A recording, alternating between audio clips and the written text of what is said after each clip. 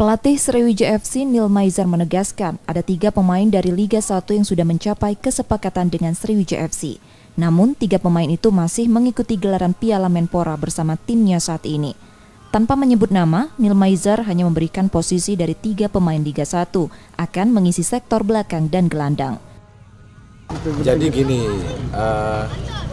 sebelum puasa sebenarnya mereka udah deal, cuma waktunya belum datang. Mungkin 2-3 hari ini datang. Saya berharapkan sebelum puasa dia datang. Ada stopper, ada gelandang, ada midfield, ada gelandang, ada stopper. Jadi kita lihat aja nanti seperti apa. Ketiga pemain baru Sriwijaya FC itu menurut Neil Maizar akan tiba di Palembang beberapa hari ke depan. Nur Muhammad, Kompas TV Palembang, Sumatera Selatan.